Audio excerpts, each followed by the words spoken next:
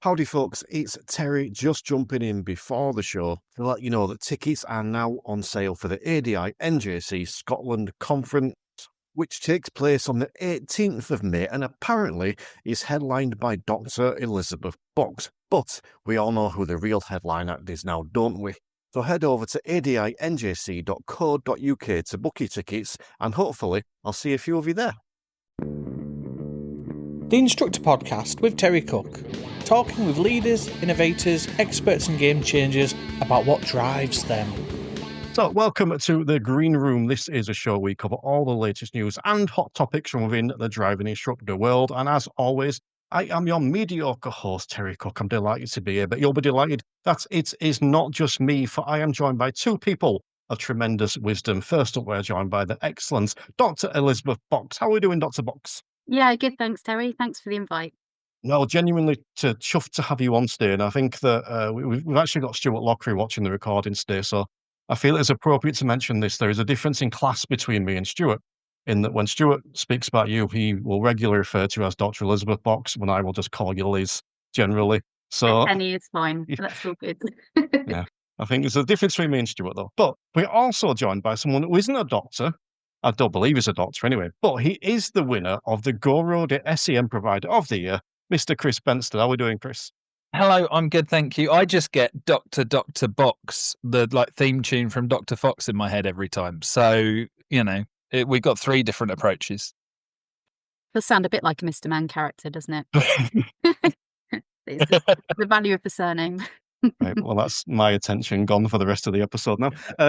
Chris, well done on the award. Thank you. I know I'm really chuffed. I thoroughly appreciate people voting, and firstly, it's been great for business. It's been a really busy week with people getting in touch who haven't been in touch before, instructors that haven't been in touch before. So it's raised awareness, which is what we need. So yeah, it's awesome. Thank you. I didn't win one this time, which is either, I think, because I'm not good enough, which is the high possibility, or because I never bother asking people to vote for me, which is also another possibility. But either way, let's get stuck in, because later on in this episode, we are going to be talking about sort of how do we create safe drivers, and why do many people crash within that first year post-test, and what can we as instructors do to almost prevent that. But there is a little bit of news. So first up, I want to reflect back on last month, because last month I spoke a little bit about some of the new driving schools that have come out and how I was quite optimistic and positive about that. Chris, you were a little bit more reserved in holding judgment until you saw what was going on, but I suppose now it's appropriate that I'll tell people why I was a bit more optimistic, which is because I have teamed up with Phil Cowley and Diana Todd to release our driving school, which is Support Driving School. And it felt appropriate for me to mention that, considering I plugged everyone else last time. So I may as well take a moment to plug myself. Now, I'm not going to plug it any more than that, but I did want to get it in. And I'm not going to ask you two to comment, because I think that is slightly a bit too much plugging and also unfair. But I do want to take a moment to give a special shout out to two people, and that is Fiona McMeekin and Josephine DeFalco Fisher.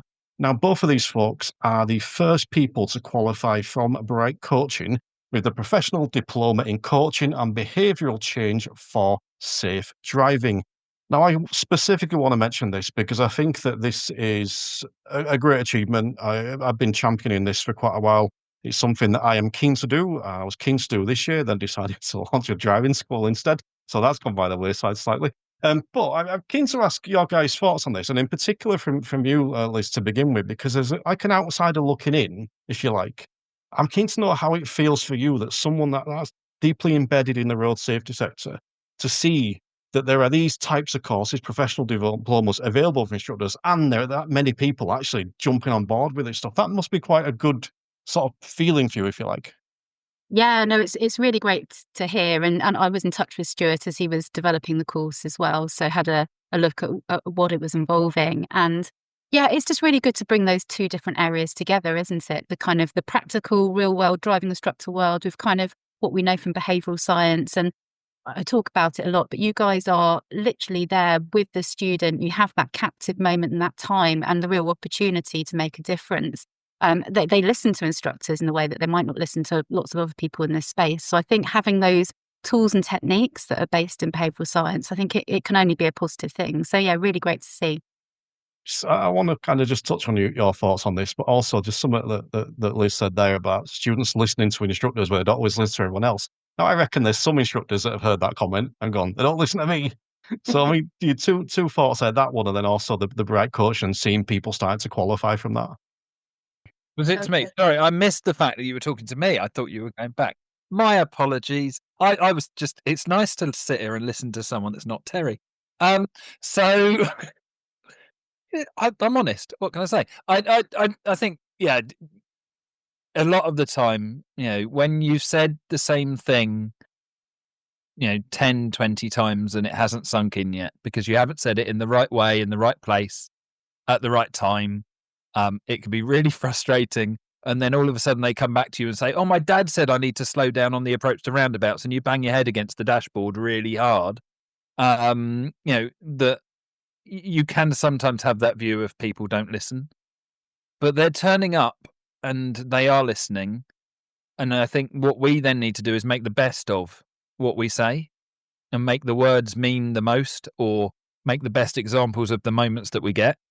And that's where training such as Bright Coaching's course are, that's where it sits in and sits above what we get as a minimum standards approach from the DVSA, who don't set, a syllabus or what have you for training. That, it is just test based.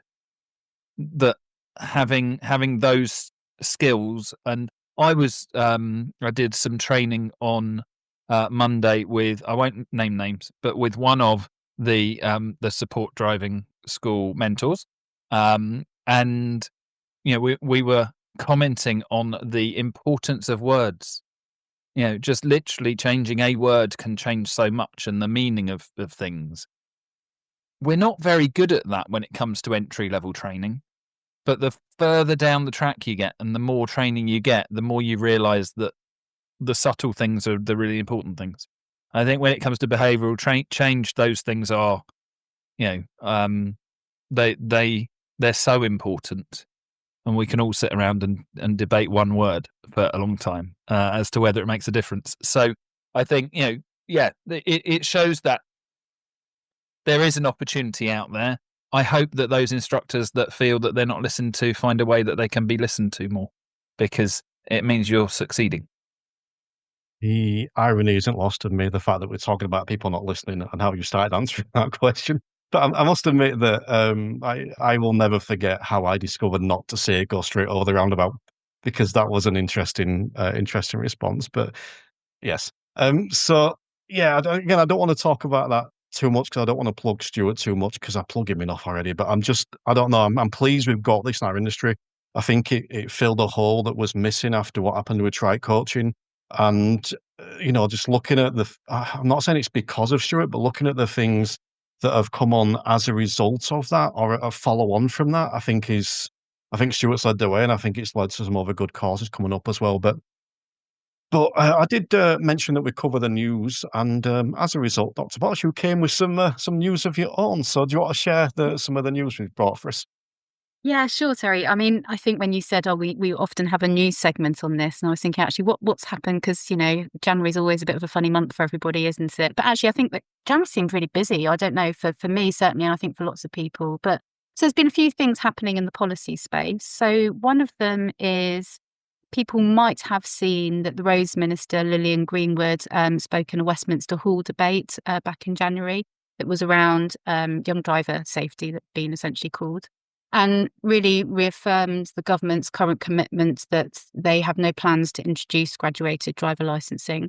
There was a number of the forget-me-not families there, I think, in Westminster, and I think they would have found that incredibly hard to hear, face to face, that is the case. Obviously, the campaign continues, certainly from Break and Road Peace and those involved from the families. You might have also seen that there's now a petition that has been launched by Crystal Owens that's essentially now, I think, reached around 100,000 signatures. And that was all about, can we have some post-test restrictions that reduce the number of passengers you could have in the car within that first 6 months, just for 17 to 19-year-olds. So a very limited kind of graduated driver license in comparison to what we see elsewhere in the world. at the RAC Foundation, we did some work in the autumn last year looking at what would the effect of this sort of scheme be. And it was essentially found that you could save around 44 lives, around 534, I think it was, killed or seriously injured, collisions or casualties as a result of that scheme. So even though it's minimal, it would do something. So it's on a different platform. I think it's not on the parliamentary platform. So that doesn't mean it automatically triggers a debate when it reaches 100,000. But obviously that puts more pressure and shows that there's certainly interest in this area. So I think that's going to be one to watch.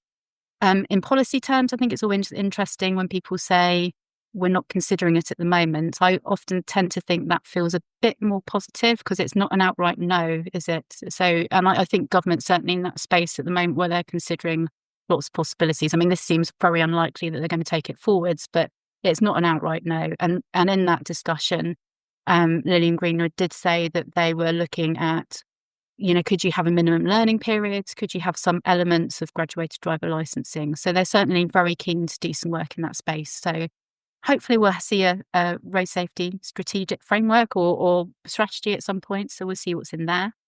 And the other thing I just noted was that the Northern Ireland's GDL monitoring report for 2023, which when you're in 25 feels a long time ago, doesn't it?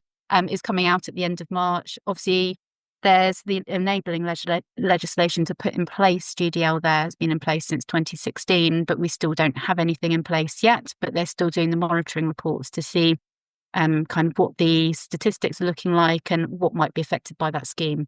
So that's always interesting to keep an eye on and see how things are going there.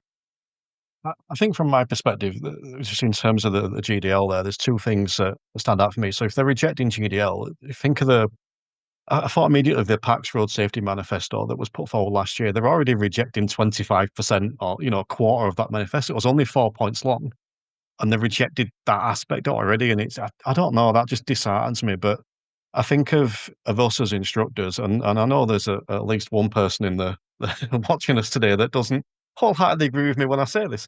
But I do think it's relevant to instructors to be aware of GDL and promote GDL because they also, and this is something where my brain's been ticking over a bit recently, and it stems from you, I think, a little bit, Chris, is that idea that the learning doesn't have to stop because you passed a driving test. And I've really taken that on board this year and coming towards a test, we're already booking lessons post-test. And we'll touch on this later on in the episode, actually. But I think if we're continuing to teach and have lessons with learners after a test, that's where GDL comes in. It doesn't stop just because they've passed a test. And I think that those conversations are relevant. So yeah, just wondering your thoughts on that, Chris. I agree. I think that there is, there's a place for us to kind of bridge a gap. It's a shame that there's still that gap there.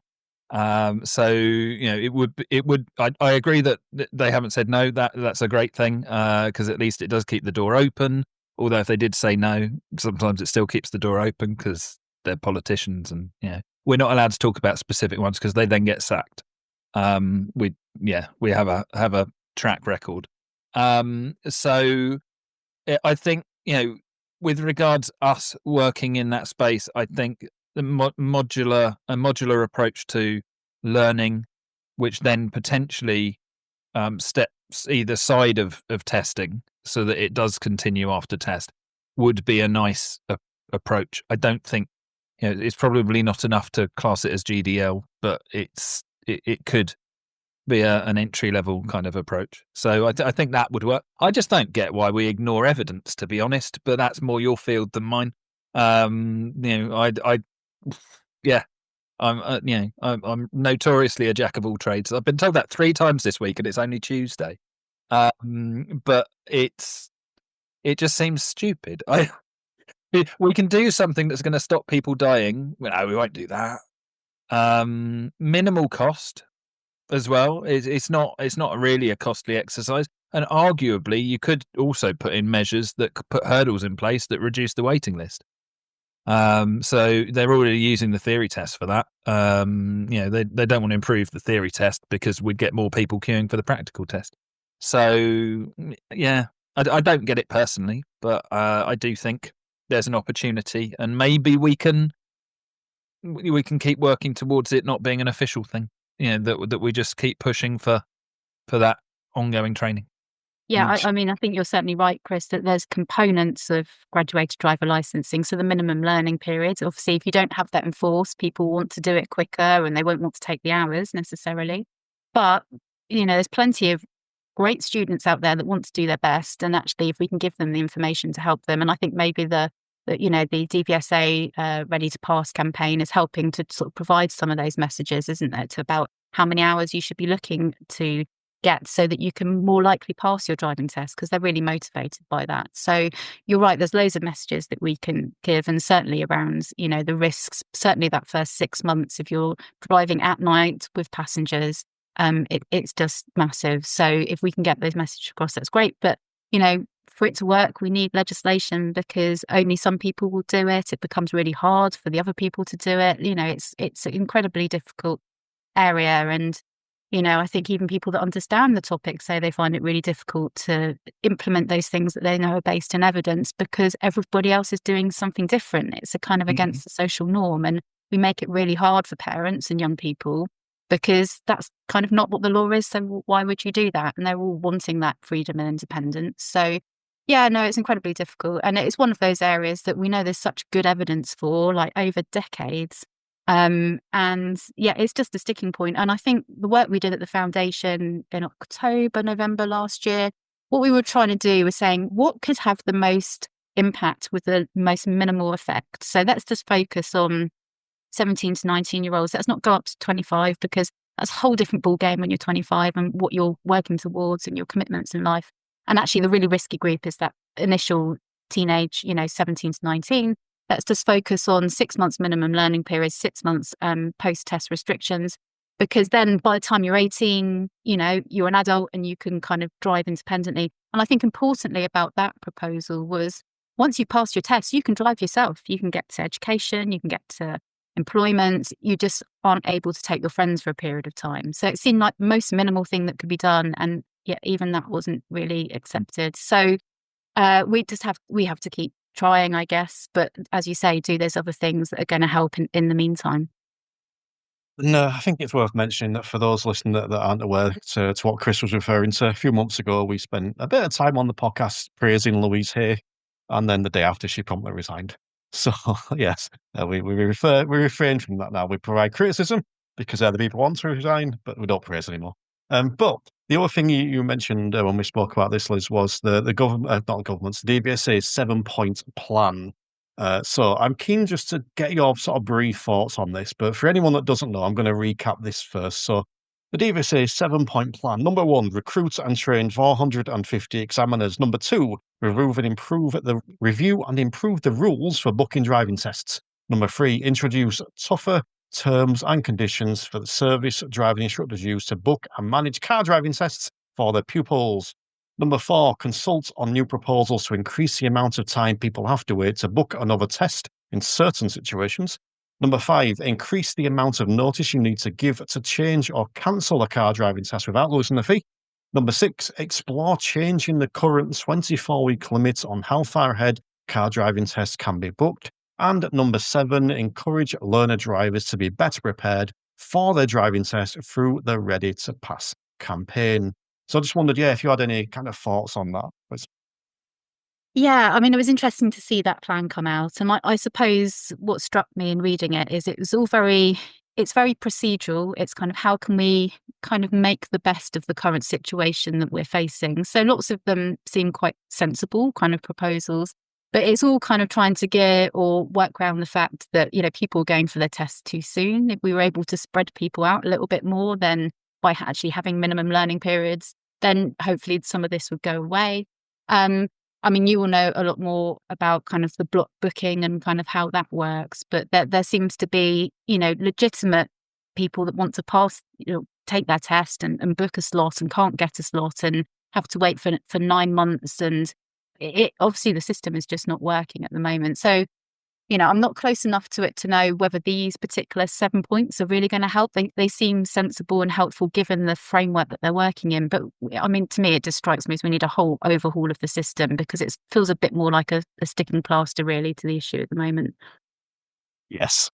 Just yes. I don't think we need to comment more than that. Just yes to that. Interestingly, they're going to touch on the NASP meeting with DVSA. They released their bullet points. Going to touch on that briefly, and I will answer some of those points. But I want to take a moment to set the table. So, Chris, if you're listening, do you want to take a moment, tell everyone who you are, what you do, and where they can find you? My name is Chris Bensted, and I am the co-founder of the DITC, which is a signposting platform for the driving instructor industry. If you want to find me, go to the DITC, theditc.co.uk. Get in touch that way. If you're looking for something and you don't know where to find it, I will probably tell you to get in touch with Terry and find the best podcast episode, because he knows them all off the top of his head. But I'll also try to help with other useful information. And if you need theory support and help for your learners or for yourself, get in touch and I will try to help with that, as well as Theory Test Explained. The award-winning Theory Test Explained. The Milk it. Theory Test Explained, yeah. Yeah. And Liz, do you want to take a moment to tell people who you are, where they can find you, and what you do? Yeah, great. Thanks, Terry. So I'm Liz Box. I guess like a few people in this space, I have a number of different hats. You sort of seem to drop some and then keep on collecting more. So my main role is Research Director at the RAC Foundation, which is an independent charity, and we commission research into all aspects of transport policy. So safety is a big part of it, but we also look at environment, mobility and economy issues to do with transport. I was a transport planner by background, so that's kind of how I came to that. I work a lot now in the safety space, particularly following doing my PhD in transport psychology at Cranfield University. So that's kind of the main area that I work in. I also work as a behavioural science consultant at Copilot, which is, I say a startup. We've been going for 2 years now. I don't know how long you keep saying startup for. Terry is one of our lovely Vision Zero community members. Essentially, we are trying to provide the research-backed, evidence-based educational approach to take to a whole host of road safety-related issues. So we have a toolbox of tools that people can use, whether that's social media posts or campaigns to do on vehicle safety. And we also started a Vision Zero community where we're trying to get as many people as possible that are working in this space to come in, share knowledge with each other. I run the research library there, so I update it with the latest research when it comes out, which is relevant to community members. We run masterclasses as well with really interesting people across the whole space talking about their area of expertise. And I do a lot of the kind of writing rounds the topics, and I have to say I love it. It's really great listening to people that really know a topic area really well.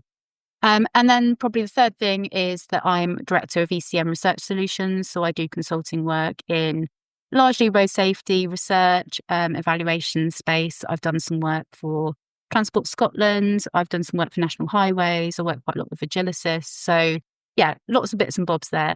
Definitely keeps me interested and busy, which I love. Love Copilot. And I will just say that obviously got excellent taste because they recently featured me in their podcast collection. So definitely good taste there. Yeah, and you are listening to the Green Room. This is the Instructor Podcast Green Room, number 48, I think. So we're ploughing along there, number 48. And yeah, if you're enjoying listening and if you want more, you can head over to www.instructorpodcast.com. Over there, you can find out how to work with me. So that could be with a membership. You get access to all the free stuff over there as well. Or if you want to work with me one-to-one on any kind of training or coaching capacity, you can find out more over there. That's www.theinstructorpodcast.com. But I want to bring us back to this episode because I spent some time this morning typing up my notes for the show diligently, as I do. And then NASP released their notes from their meeting with the DVSA, so I had to go and add these. Now, I don't want to dive too much into these because we are obviously joined by the delightful and wonderful Dr. Elizabeth Box, and we don't want to waste your time talking about NASP and the DVSA. But I do want to touch on some key points. So what I'm going to read through 6 key points I have taken from this, and then I'll give you, Chris and Liz, the opportunity to touch on anything they want. So here we go. NASP key points from their meeting with the DVSA. Test waiting times are worse than 2024 levels. The DVSA are already behind on their examiner growth target. The DVSA has introduced a theory test into the examiner recruitment process designed to weed out those who are not up to standard. The DVSA have been reviewing the end-to-end ADI qualification process to identify where improvements can be made to better help PDIs understand the skills needed to become an ADI. The Part 1 theory test is about to undergo an accessibility refresh with updated content reflecting driver education requirements.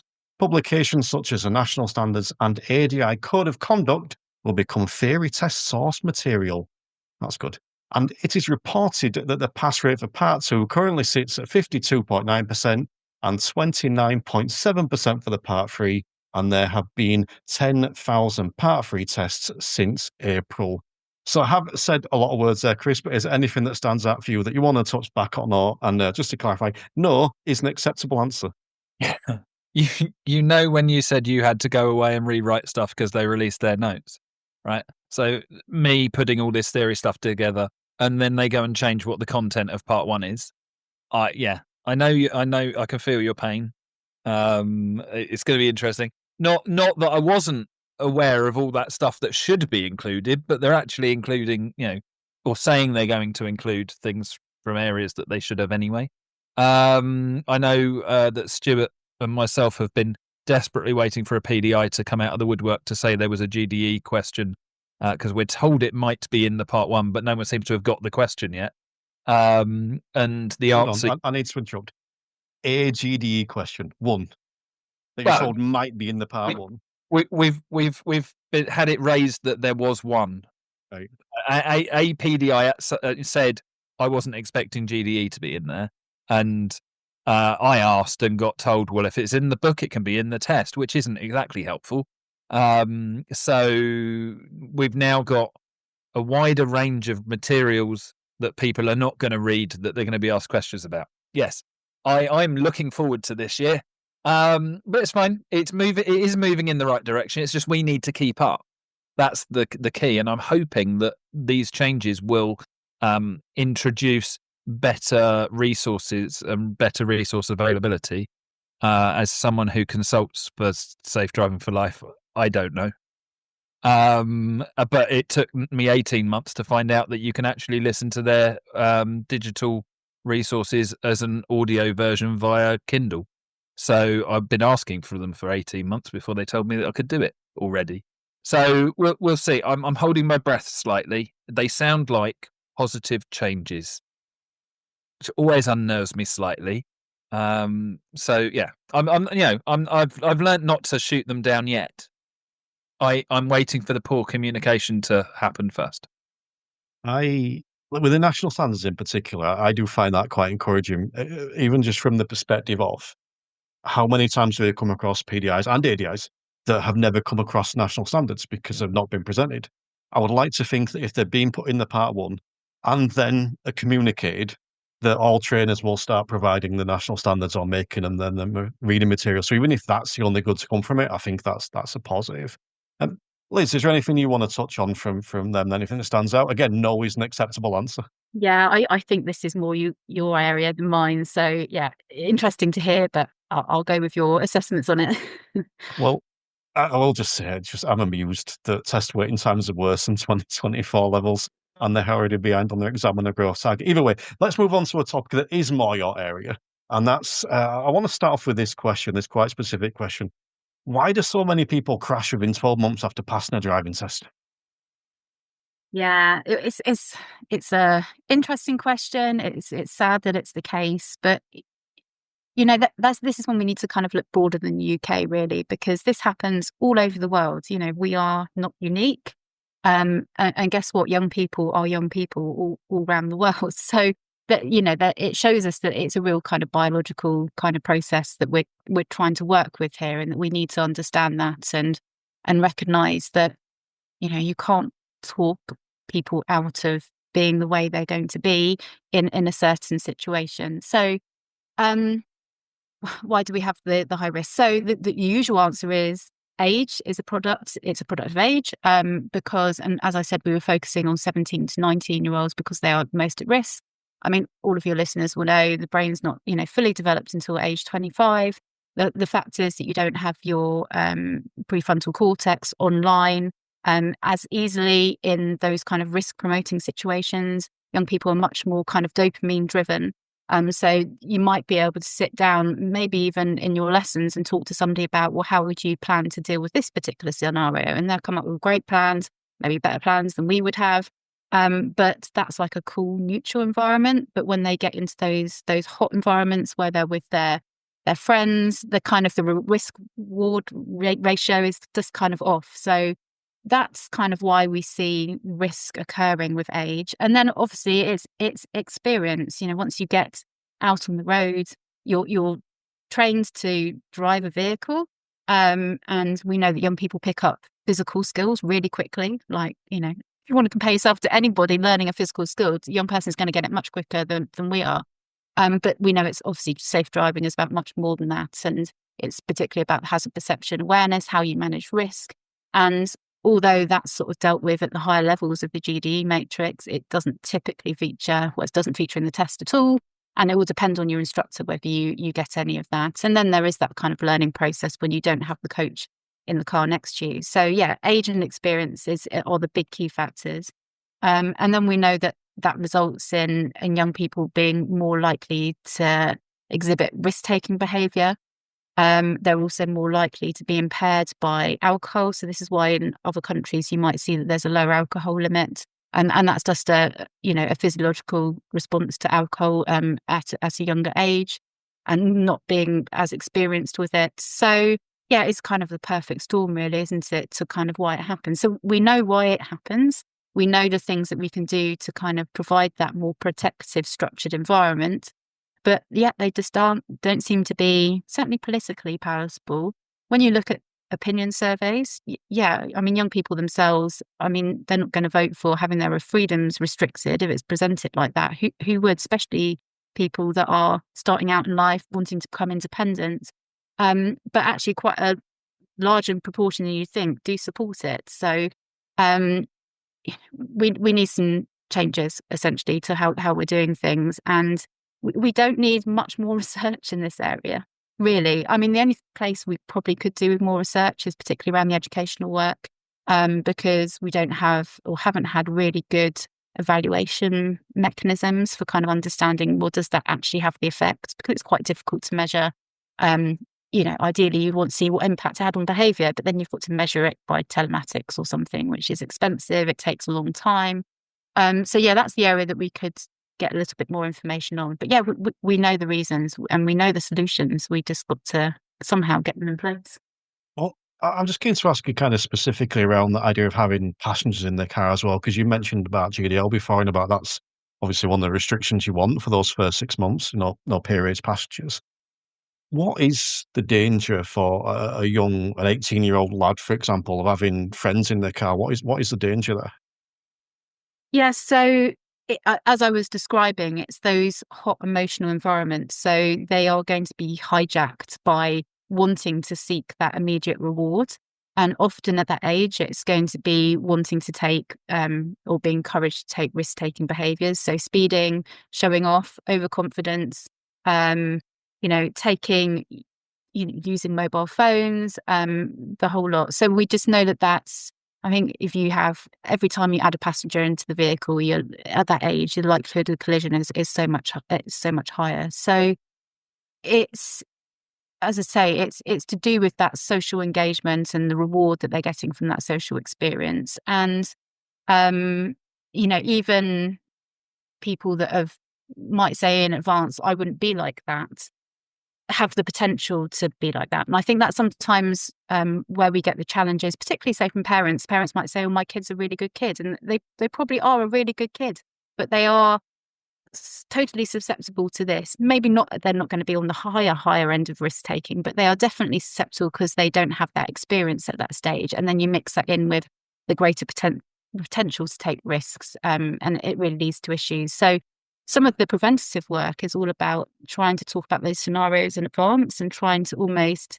what's called develop those if-then plans. So if this happens, then I'll do this, because then you've got something in your memory system, something that you've committed to at another moment in time when you're not being affected by that immediate environment, that kind of links through to your values systems a lot more than what you might do in the moment, and something you can anchor to. So I think that's some of the things we could potentially do as we're instructing young people is to think through what are their if-then plans, what are their escape routes when things might get a bit out of hand or they might feel unsafe, even as passengers, not necessarily as drivers.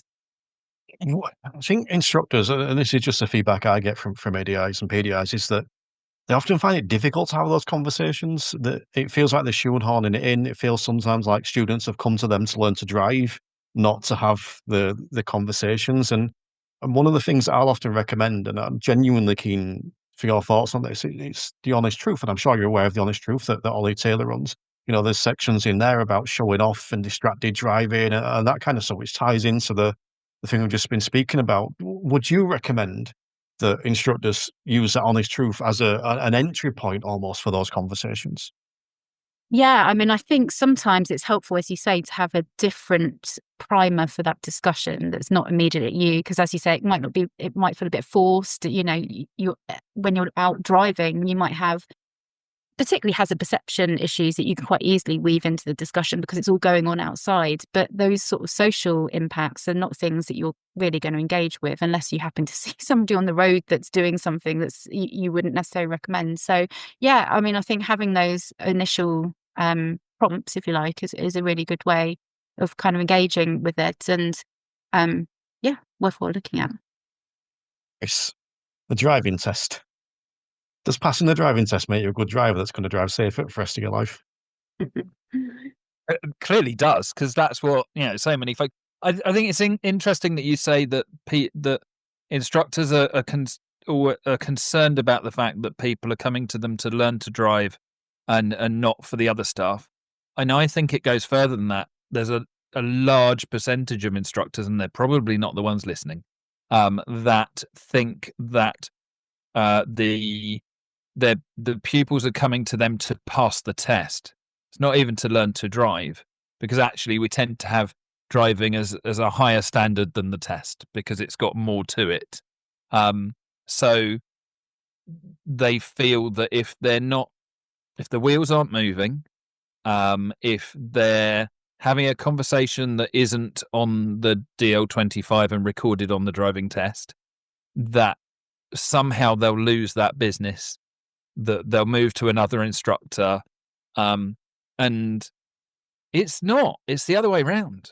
It's, if you have that conversation, they will stay with you, and you will stand out, and you'll get better referrals, and you'll be able to charge more money, and all of those things, whatever your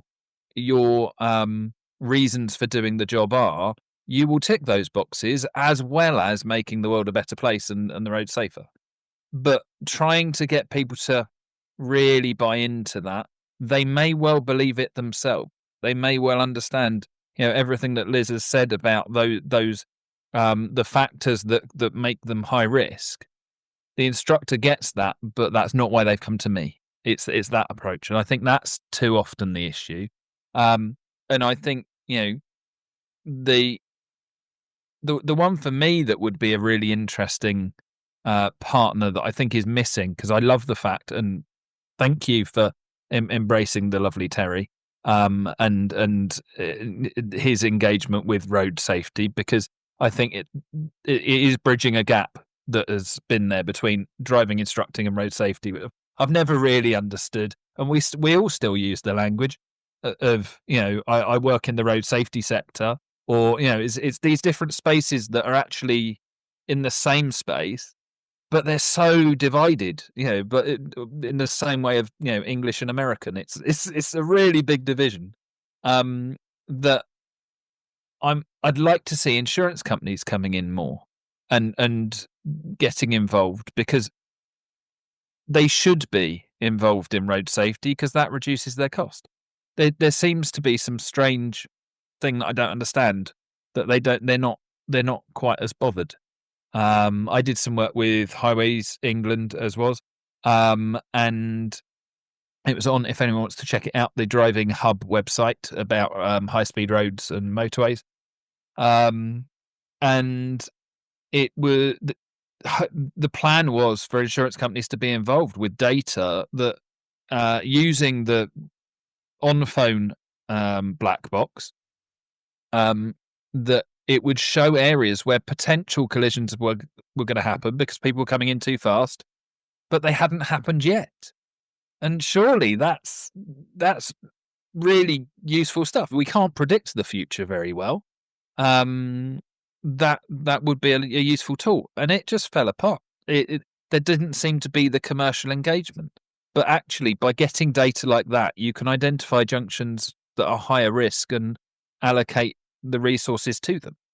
And I just feel that, say, insurance companies are potentially a missing link somehow. But it's nice to see that we are all moving in that right direction, and that there are things we've seen it in a way that people might understand more inside of the industry with CPD. There's trying to get access to training, understanding was really difficult to begin with, and you got what you were offered. It was whatever was put on the plate in front of you was what you had, and that was it. And now is too much. And I've got people phoning me up every week saying, "Help! I want to make myself better. I haven't got a clue where to start." And that's great. I love that fact. I think we now need to move on and improve it. And the fact that's now opening up to the road safety space and say hopefully others inside of the same arena, that's great. I want to touch back on what you said about instructors a little bit, actually, and them not following up on it, not just the students, because with 2 points. So, firstly, you said about the ones not the ones that are interested are already listening. I love all my listeners, obviously, but one of the favorite things for me is when someone will reach out and say, listening to an episode has changed their perspective. And there's so many that since I started doing that road safety season back at the end of last year, the start of 2024. I've just been more people than ever contacting me saying, I didn't realise this. A lot of it come down to the episode I did with Sharon Huddleston. If you haven't listened, go back and check. She lost her dog, horrifically in a crash. And it changes them, and they're listening. It just switches their perspective. But I'm interested if you've seen this, Chris, or whether it's just something I happen to have seen. More than ever, for a long time, I'm seeing instructors say that they must be good at their job because they've got a good test pass rate. And I haven't seen that crop up for a long time, but I don't know whether it's just in my sort of network, if you like. Is that something you're seeing more? I don't think it ever went anywhere. I think sometimes our focus changes, and it depends what we're doing and what we're exposed to, and we don't necessarily see what we don't see. Because that's always been the case. Learner drivers will. I'm making one of these bold statements with someone who knows what they're talking about in the room. I'm not used to that, Terry. Help. Learner. Sorry, Stuart. My apologies. I forgot you were here. Learner drivers will learn in spite of their instructor. There's arguments to say that instructors don't necessarily make a difference to the process. The statistics with School of Mum and Dad are not nearly as weak as we would like them to be to support the commercial side of things. We have a qualification in not crashing because that's really what the part 3 is about. Have we delivered some kind of educational structure and not allowed them to crash the car? And too often, that's the bit that remains, is not crashing. So are you keeping them safe long enough that they can figure it out? And in a way, that's what GDL does. I stand to be corrected, Liz. Please jump on me if that's the case. But GDL keeps them safer for longer so they can figure it out. It's essentially what we're doing. We're letting them take measured risks, rather than being given full freedom. So I think, so often people will come back, and where I deal with it is with the standards check, and they're saying, well, I failed my standards check, but I must be all right because I've got a high pass rate. Oh no, because you're not comparing like for like as much as anything. That the standards check is measuring the educational structure of the lesson, and it's just the lesson. Does that mean you're a good instructor? Yes, if that lesson is representative, but no, if it isn't. And the not crashing bit, it kind of keeps you in business. It gets expensive if it goes wrong. But the rest of it, the pass rate is a separate thing altogether. It's not indicative of good training. It's indicative of you've kept them alive long enough for them to figure it out for themselves. And hopefully, good instructors are an asset and a benefit, and we are able to bring more to the table. That might be achieving it quicker. It's not the focus I like to have. Hopefully, it's achieving a better ability to reflect, because really, that's where we improve the safety of them, because we've given them those opportunities. We've given them the understanding so that they can recognise when it nearly went wrong. I'm a big fan of the Swiss cheese model, because for little brains like mine, I can understand it. Where if the more layers of mitigation we've put in place, the less chance there is of something going wrong. And if anybody except for Liz would like to read it, because I'd be very concerned about the feedback. There's an article on the DITC website that I wrote about using dog training techniques to teach particularly teenage boys, how to recognise when the adrenaline kicks in, or when the risk taking becomes too much, and to put in a kind of a artificial off switch, which openly, when you read it, is stolen from a dog trainer in America who I nearly went to work with for a while. It was just wrong place, wrong time. So Stuart just said the inner game of dogs. It's not the inner game of dogs, but I'm sure it's probably got some, catchy title, because I love a catchy title. I should have worked for the Sun. But yeah, there's techniques that we can use. There's approaches we can take that do more, and if we can improve that reflection, that should be what it's about. But to answer the question, yes, people are still focusing on pass rate, including the DVSA, annoyingly. I feel like sometimes you get in trouble for some of the things you say. So I feel like I need to mention that you're not advocating put a collar and lead on your students. No, those electric collars? Yes. No, you're not advocating using them, just to No, clarify. I don't use those. No, it is about allowing them to get to the point where potentially they start to take a risk, and then stopping them and saying, what are we going to do here? And it's essentially based on that. And it was, I like looking outside the industry, because there's so many parallels to because human beings are human beings. It doesn't matter where they are. They all effectively behave the same way. We like thinking we're all different. We're not. Different people respond to different things, but it's looking at those things, and then I realised dogs aren't that different either. Juvenile dogs have the same issues that juvenile humans get. So yeah, it was quite an interesting exercise. Feedback not needed, because I'm very precious about that one. Liz, you were kind of nodding along to a lot of what Chris said there. Is there anything you want to touch on, or specifically stood out to you? Or? I was nodding along to some of it, certainly. I'll say some of it. I was just thinking and reflecting on the fact, really, the issue I think that we have here is that the driving test is all about ensuring that you have a basic competence so that you can control the car safely, you can follow the rules, and you can navigate these kind of common road situations that you see. So we're talking about a minimum standard that people have to pass. But then when we're thinking about, what do people need post-test, or what does safety look like? It looks like managing risk. It looks like developing resilience so you can manage those environments that you come across.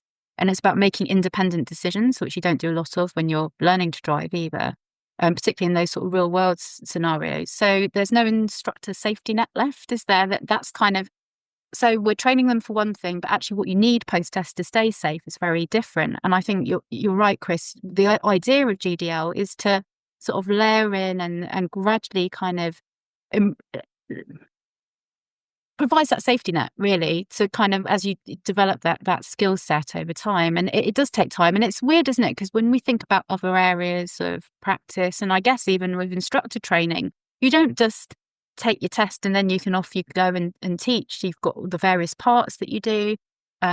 Teacher training, you then have a newly qualified teacher training year where you get extra support, and it's recognised that you're not fully complete at that point, that you've trained, but you also need real world experience.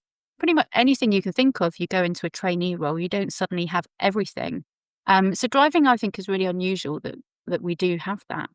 And probably just to finish on a animal related note, given that you mentioned dogs, Chris, there was a really interesting study done, and I don't know if you've heard of it before, that they're on mice, or for obviously experimenting on animals, but it has happened a lot over time.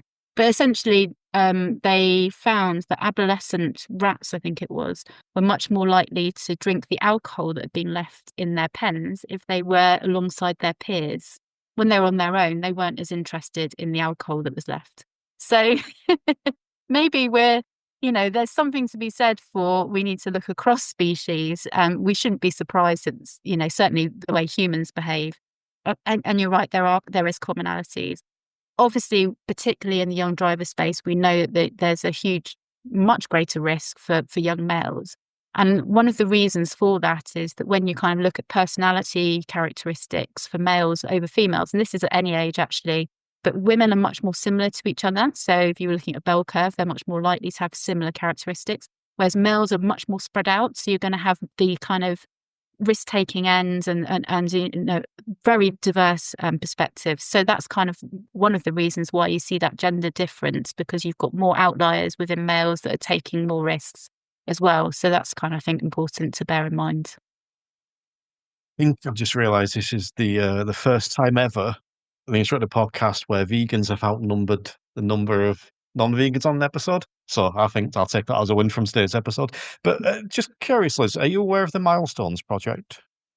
Yes, the DIA project that's Yes. happening.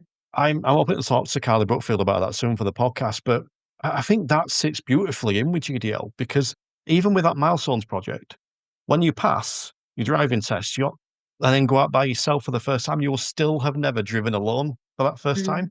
And I can still remember the time it clicked for me when I passed my test and I drove my car for the first time, and I drove it back from the garage by myself. And about 5 minutes into drive, I went, "Oh crap, it's just me. I don't know how to do this bit." And all of a sudden that panic sets in. And there's that phrase that I know we spoke about before, Chris, which is you learn to drive when you passed your test. So I'm sure you've heard that before, Liz.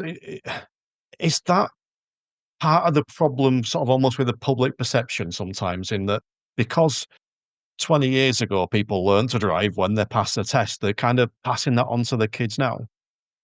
Yeah, it's a really common phrase, isn't it? I think that's still used today. And the other phrase that I hear a lot is, it's not you, it's other people on the road, which in part, I think, yes, it's important for you to recognise that people can do anything at any moment and you need to be prepared for the unexpected, but it takes away that personal responsibility as well. Just saying, well, I'm a great driver. Well, whenever you do a survey and say, how good a driver are you? Everybody says they're above average. Well, where are these below average drivers? Because nobody's admitting to being one.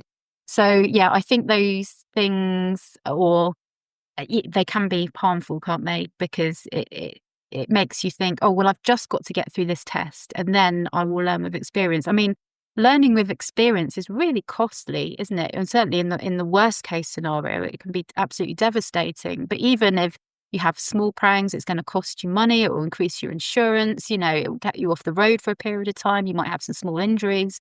That's not the way that we really should be expecting young people to learn, is through that experience. And I think one of the messages that certainly many people in this sector are trying to get across now is, don't buy a young person an old banger. I mean, again, that's been another one of, I'll just buy you an old banger because you're going to have a crash and therefore it's going to be too expensive to replace.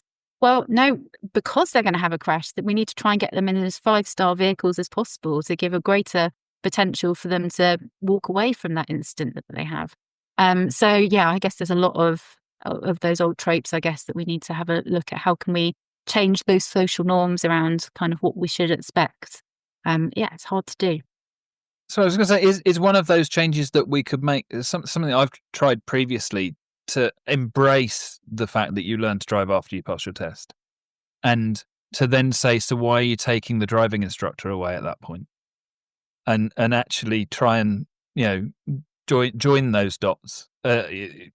Again, loosely GDL. It's that kind of keep us in the loop in some way, so you're not fully taking away that support net. Yeah. I'm really glad you've asked that, Chris, because actually one of the things I meant to mention in news was, I don't know if it really fitted within there, but there's some new research out actually just on this topic. So I'll just kind of go through some of the findings from that, because I think that answers some of these questions. So we already mentioned, I think, Professor David Cundall earlier on, but he's published a new study that was looking at post-licensure driver training and kind of young people's perceptions of it and what they're interested in doing.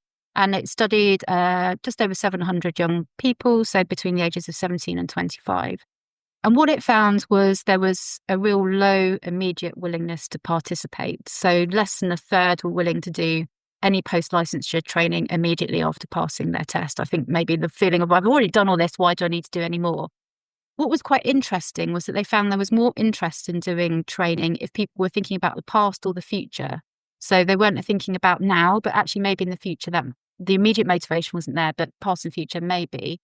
And what they said were the barriers to participation were things like they'd rather do something else with their time. You know, they probably committed quite a lot of time to learning, so probably not at that stage.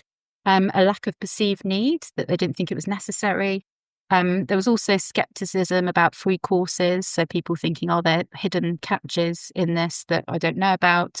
And also credibility concerns about, you know, who was the training provider, what was their reputation, that sorts of things. What they found was some motivators for participation was, well, actually they said the strongest one was the reputation of the training provider. So I think that's an interesting question as well. Also understanding why it's free, if it is free, and that increased the trust about whether it was valuable or not. They said that certificates of participation were reasonably appealing and prizes were less effective because there's a lot of, am I actually going to win a prize at the end of it? So when they were kind of asked about, well, what do you want to learn about post-test? They said they wanted, the top priorities were about driving in hazardous weather, so snow, ice and fog, so things that they thought they were going to experience in the real world. And interestingly, this one, learning about new vehicle technologies, so EVs and ADAS, so the technologies that they're going to experience in the cars going forwards. And I think that's probably of interest to quite a lot of the driving population and might be a sort of hook to get people back into training. Probably, well, you wouldn't be surprised to say that they weren't so interested in speed management, even though we know that's really important for crash risk. And hazard perception wasn't considered as important either. And I don't know if that's because they obviously do some hazard perception training, don't they, as part of the test. So I think there was some kind of really useful key practical takeaways from that report. So the idea of marketing post-test training as becoming a better driver, not about becoming a safer driver. Safe is, you know, we talk about it, as you say, in road safety, but to the rest of the world out there, they just want to be better. They want to be above average drivers. That's what they say they are. They want to stay there. And also young drivers don't perceive themselves as unsafe. That's also what they found. I've trained, I've got a qualification, I can do this. So it's really about positioning training as an opportunity to enhance those skills rather than as a safety intervention. So I think that's quite useful input. In terms of boosting credibility and transparency, well-known brands and partnerships were seen to be important, and also clearly explaining if it's free training, why it's free, otherwise that's skepticism, and kind of framing it around future benefits, that sort of past future benefit element. So, you know, preparing for winter driving, gaining advanced driving for career opportunities, all of that side of things. So, you know, marketing it as an opportunity, aligning it with their interests around hazardous weather conditions, good providers and thinking about the future. So I think that was a really useful and practical piece of research there. And Terry, I'll send you the details afterwards. I think it's an open journal article so people can access it. But yeah, it's very rarely do you come across something that has some real good takeaways, I think, for the sector and the industry. And I mean, Professor Crondall is very good at doing that sort of bit in between research and practice and the translation work. But yeah, worth having a look at. No, really interesting. And I think my prediction is that ADAS is going to be coming into the theory. So possibly something for instructors to be looking at, which can be passed on. So if there's that, you know, that link there, that new knowledge coming in, because I think probably, especially where instructors keep cars for a length of time, the technology is outperforming us. We're not necessarily keeping up, and we only know our car in a lot of cases. So I think those kind of opportunities are a really good way to get new skills that you can show there is more, because too often you get to the point, because just the way the process works, where I can't teach you anymore. We need you to take your driving test. Well, of course you can. There's lots of things you can teach, but what they need is a bit of time in there as well. So we end up capping ourselves. So I'm wondering if there is a model where we have not learner driver driving schools. So we almost they upgrade, they graduate from the learner school, which could be the same driving school. You take the L plates off and put P plates on, or I hate P plates anyway. That approach of kind of going, and now we're going to have some advanced school lessons, which might mean that as an industry we need to embrace the likes of Rossborough and IAM more than we possibly do, because there's some historic bad blood there. Maybe there's an opportunity moving forward to try and show an advanced. I've never really understood what that word advanced means, but the next level of training in there to embrace that future perspective of of better driving, which I love as better driver training, my driving school, but that better driving approach, and moving them towards better not being racing driver, because that's almost the next level up, isn't it? Is if you're going to go to there, well, then we'll start looking at speed or decision making, not the things that we would like them to focus on. So I think that's quite an interesting concept of maybe we need an evolution approach, because if they're looking at future, and that's of interest, and they're looking at what haven't I done yet, more of that might be a good thing. Yeah, definitely. And I think the other point to raise, certainly from the research side, is you always have to be really careful of increasing people's confidence in their physical skills, particularly in those environments that they don't experience very often. So you've probably come across the really famous Swedish skid-pan essential study that was done. And the two groups, the one group that went through and did the skid training, and then they went away for a week, and the other group did essentially a discussion-based group, but sort of talking about, actually, aren't our skills a bit unreliable? Sometimes we're feeling a bit tired. Sometimes we're not as sharp as we were.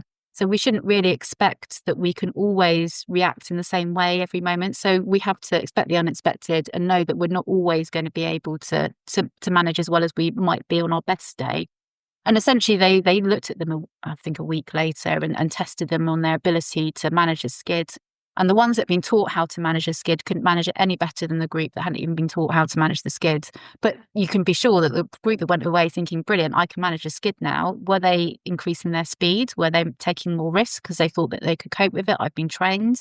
So I think it's a really fine balance that we need to strike. And I guess the route to that is just making sure we evaluate what we do. If we can check that it is doing what we hope it is, brilliant. Then we can roll it out and you can promote it. But unless we know, sometimes it's a bit counterintuitive. So yeah, that's like caveat, I guess, on the post-test training element. Fully support what you both said, small less support. But I want to just touch on two aspects. So you mentioned the IAM, Chris, and Rossborough in that aspect. It's interesting because the IAM is something I've suggested to my students, and there's been a handful that have gone on to that rather than come back to me, and I'm happy for that. Just to clarify, but that seems to be quite appealing. So it's interesting that you say that the quality of the training provider, but also I think you mentioned, you phrased it as rather be doing something else with their time. And I find that interesting because I wonder how much of that comes down to how much they enjoyed their lessons. And I don't mean did they enjoy driving, but did they enjoy the actual lesson? Because I always find the more rapport or the better rapport I have with a student, the more likely they are to do motorways or to come back for post-test stuff. So yeah, it's interesting. But I want to touch back a little bit because me and you and I, Liz, we spoke a couple of times last year about, and this was purely my idea, and the reason it's not been done is purely my fault, but potentially looking at creating some kind of dream scenario list of what instructors could be teaching before a test, in that ideal world. So I'm just wondering if there's a couple of things you'd like to throw out there that you would like to see instructors do, and I'm sure some do already, that you would like to see instructors do before a test that is above that kind of basic skill level? Yeah, I mean, absolutely. I think it comes back to what I was saying about, post-test safety is all about managing risk, developing that resilience and kind of making independent decisions. So I guess what we need to do is kind of look back to, well, what can we do to support that post-test? I mean, I guess I'm sure you guys are doing a huge amount of this already, but you just can't do enough situational awareness and hazard perception work. How to spot risks early, anticipate other road users' behaviours, because we all build up over our experience that sort of bank of knowledge. And we know that young drivers, it takes them a little while to build that up. There's some research has shown that young drivers find it harder to work out what's called latent hazards. So if there's a delivery truck that we see, as experienced drivers, we're much more likely to go, well, actually, the bloke might be out the back, or he might pop round because he wants to get in the driver's seat. If they can't see the hazard, they're much less likely to recognise it's there. Or if you have to merge to move around a stationary vehicle, they're not looking as far ahead to kind of pick that up. So how we can improve them not doing that tunnel vision, but kind of scanning, spreading that scan as much as possible and picking those things up. Important to say that things like commentary driving, which I know is used in lots of professions, there's a bit of an issue has been identified in the research in that, particularly for young drivers who are getting the procedural skills, it might be negative to start doing commentary driving because they're still thinking about everything else and it could be a bit overload. So that's really, we're talking about advanced. I think that's much more of an advanced technique than what we want to do with learners. Decision making and kind of managing risks. I guess it comes down to that old adage of just because you can, should you? So the kind of question of not asking people to think, well, rather than asking, can I do this? Should you do it? And how should you manage that? And I think it comes back to, as I say, thinking through those real world scenarios of what's most likely to happen for them. And it will be different people. They might have a friend that they know is going to be particularly annoying, wanting to change the music whilst they're driving or whatever. So they will know what things they're likely to experience. And you can kind of talk through if this happens, then this is what I can do. And obviously for young people, it's a lot about, saving face. Social capital is everything for that group, and they don't want to do anything to affect that. So it's how we can help save face in those scenarios and thinking through it in advance. So you've got a little bit something to fall back on. And yeah, I guess dealing with that peer pressure and distractions, and actually how peers in vehicles can increase risk taking as well. That's particularly important. There was another study that came out reasonably recently that was looking at impaired driving and wondering to what extent young people would ride with an impaired driver or drive whilst impaired. And it was a really longitudinal study, kind of looking at quite a large sample across a long period of time. And it found that there was sort of 4 distinct patterns of behaviour. So people that would abstain, so they wouldn't drink and drive, they wouldn't ride with somebody that drink and drive. Great, maintain that.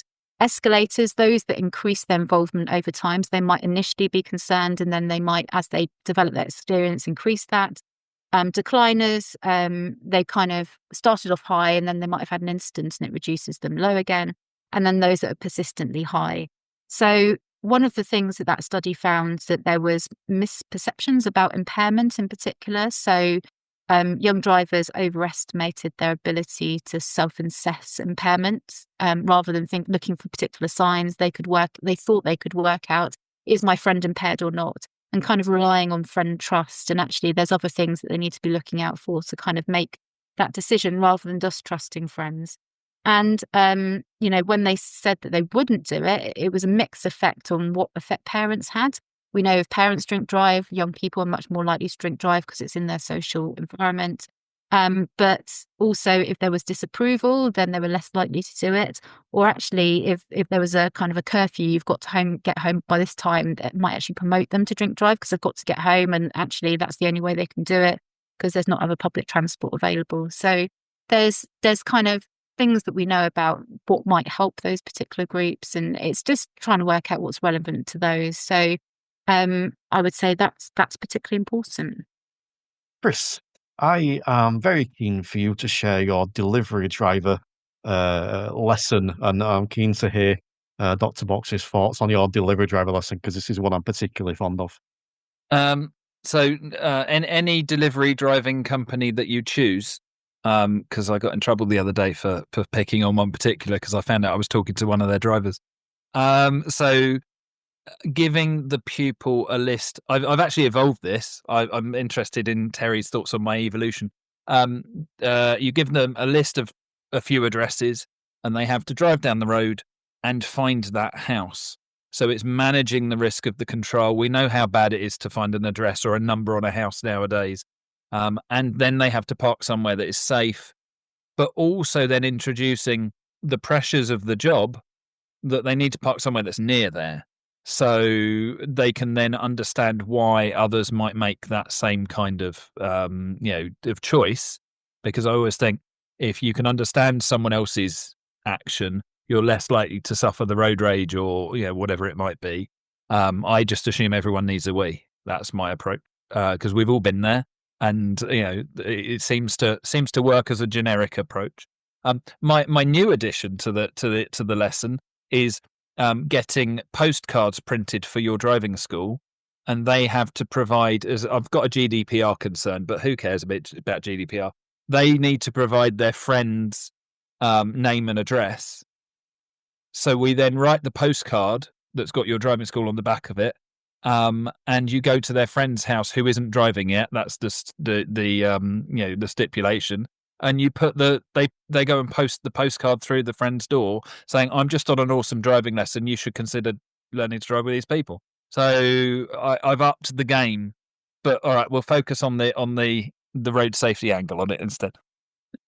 Well, that is really action learning in action, what you're doing there. A full simulation in the real world. Interesting idea. I like the fact that you're getting your marketing done at the same time as well. I feel I need to make the point that Chris's views on GDPR are not representative of the Instructor podcast, just to clarify. But we are also now joined by the chair of the ADI&JC and the founder of Bright Coaching, the one and only, the Scottish Han Solo, Mr. Stuart Lockery. How are we doing, Stuart? Very well. It was all going well until Chris started talking about postcards there, wasn't it? That was a bit strange. That was great, guys. Really enjoyed that. Obviously far too much GDL for my liking. I'm famously not a fan of the Liz, I feel I need to explain. Terry believes that I'm very cynical about GDL, and I'm not cynical about GDL because I got the NGC to sign up and support the Pact's manifesto. I'm wary of the culture war around GDL and the potential it has to distract us from the fact that driver instructors should all be doing better jobs than we currently do at the moment. I've just made that argument far more succinctly than I did on the Christmas special, Terry. I agree with that argument. I didn't agree with the one you had previously. I've had 2 months to kind of polish it a little bit. I wanted to pick up on the Pact's Road Safety Manifesto. Obviously, you made the point that they've kind of knocked back the GDL aspect, Liz, and Terry, you came on and said you followed that up with it's 25% of that proposed manifesto. I guess if I wanted to deflect away from GDL, the one that doesn't get talked about very much is the actual road safety. I forgot what it's called now. What's point number 1? The road safety strategy, the national road strategy. And I wonder if there's an opportunity for us through Pacts and David Crundle, who is the chair of the behaviour. Both user behaviour working party. Yeah. It's not easy to. Yeah, sorry, say. and I've had too much coffee during the day and not enough in the last hour. So apologies. I wonder if there's an opportunity for us, and by us I mean the NGC. But if you want to come on board, Liz, that would be fantastic. To get something into that point number 1 about the road safety strategy in terms of overhauling the ADI qualification process.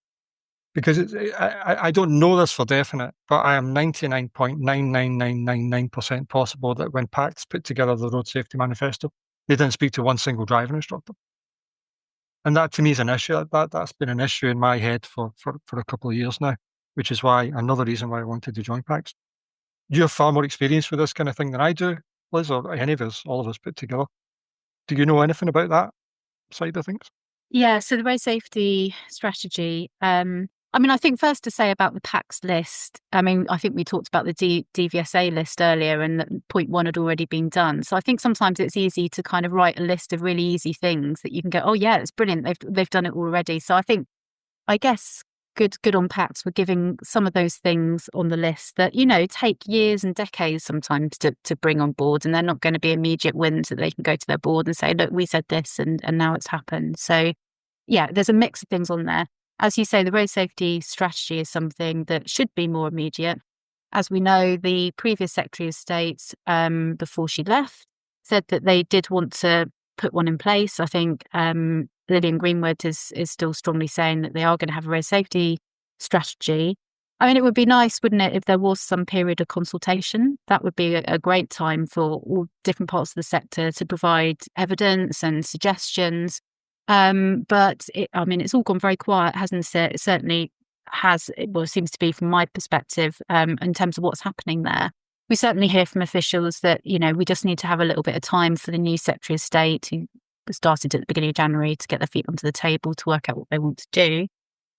So yeah, I'm afraid I don't have any more insights on kind of what's happening there, because as you say, the more people you can get to input into this, who've been working various different elements of the road safety system for years and years, with a huge amount of knowledge, experience, and bringing together all of the relevant actors that can actually deliver some of this, it will be a better strategy as a result of it. So, I mean, I really hope there will be an opportunity for some sort of consultation, that whatever's presented isn't well, this is what we're doing. Because as you say, the risk then is some really important issue hasn't been covered, or it's been misinterpreted, because, it's hard in the road environment space, isn't it? If you work in rail or aviation or or marine, the number of bodies and people involved are so much smaller. Whereas, we've got lots of individuals out there doing their own thing. We've got lots of bodies and organisations involved, and trying to pull that together into something coherent is a challenge. But no one person can do it. No one body can do it. So yeah, we'll have to wait and see, I think. I think just to add on to that, one of the additional concerns is with if it did come down to a body who was in charge of running that kind of thing, it would be the DVSA.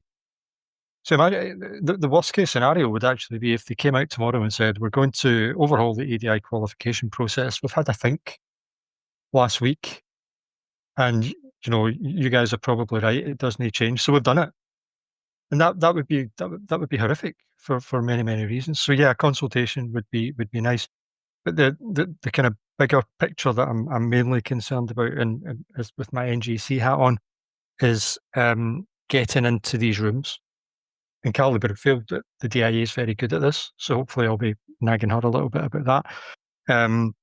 I was typing a message in because I thought I was going to have to go, but I've been given a reprieve that a lot of things that you guys have spoken about tonight, that there's a thread running through it that I see, and maybe obviously I'm biased, but that we need better driving instructors. We need driving instructors with a higher skill set.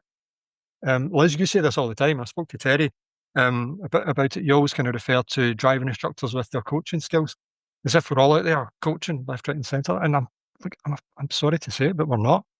I would like that to be the case. I would like us to have more knowledge. I would like bright coaching to be redundant, and nobody needed to do bright coaching because they did it out of the tin with their basic training. So yeah, that was my thoughts as I was listening to you all tonight. But it was very enjoyable. Thank you very much. I do just feel like, again, we kind of did touch on that before. I think that I don't think that we can overhaul it. The DVSA could overhaul it, but as you said, we don't want them to. What we can do is we can influence individuals. I mentioned the individuals that have reached out to me and said, I've started doing this because of this podcast. There's been people that have reached out to me as a result of you three, when you guys have come on the podcast, or I've shared something you've done, and then they've seen it and said, oh, now I've found this person because of you. So we may not be able to overhaul the system, but we can reach individuals. But you did have your NJC hat on there, so I'm going to ask you to remove it and bob on your bright coaching hat for a second. Congratulations on having your first couple of qualifications. You must be very proud. Thank you very much. Thanks for the shout out, and thanks to Liz for your help and crossing the I's and dotting the T's and all that kind of stuff at the end. I appreciate it. Well, on that note, I think we are going to wrap up. So, as soon as you're on, Stuart, do you want to take a moment to tell people what you offer and where they can find you? Hello, I'm Stuart Lockery. I'm the chair at the ADI-NJC. You can find me there. And if you want a discount for the NJC, come and join the Instructor Podcast Premium. We'll get you a discount. But I also want to mention this. Stuart Kenworthy has been in the chat now. Stuart, correct me if I'm wrong, Chris, is a PDI? Yes. Yes. And he's put a lovely comment saying, I always try and make sure I cover day-to-day situations like drive-throughs, multi-story car parks, etc. This helps prepare the learner for after test. That's a PDI doing that. So when we talk about the fact that we can overhaul stuff, we can influence individuals. So that's really pleased for me. So yes, Chris, do you want to take a moment to tell people who you are and where they can find you? I'm Chris Bensted. I'm really bad at names. And then when Terry asked me questions like that, I suddenly panic that I've got the wrong name with the wrong thing because I don't remember stuff. So I'm hoping I got that right. I'm Chris Bensted, and I am one of the voices behind the DITC. If you want to come and check us out there. And I do theory stuff, amongst other things. I'm a jack of all trades, me. Award-winning theory stuff, Chris. Liz, do you want to just take a moment to remind people who you are and where they can find you? Yeah, thanks, Terry. So Liz Books, if you're interested in some of the research that I've talked about today, probably best to pop over to the RAC Foundation website. We've got lots of freely available research there, particularly on young drivers, which you can have a look at. Come and join us over on the Co-Pilot Vision Zero community. There's a whole load of different people there, from emergency services to local authorities to driver trainers, insurers. We kind of want to get everybody in the space talking to each other, working collaboratively. So come and join us over there. If you want to find out about anything else that I'm up to, probably best place to catch me is on LinkedIn. I try and update that if there's relevant things for people in my network to have a look at. And if you are still listening, you've clearly enjoyed the show, so you might want to go and check out some more, www.theinstructorpodcast.com, where you can find out where you can work with me in further. And for all the links from today's episode, make sure you go and check out the show notes. But for now, let's just keep raising standards. The Instructor Podcast with Terry Cook, talking with leaders, innovators, experts and game changers about what drives them.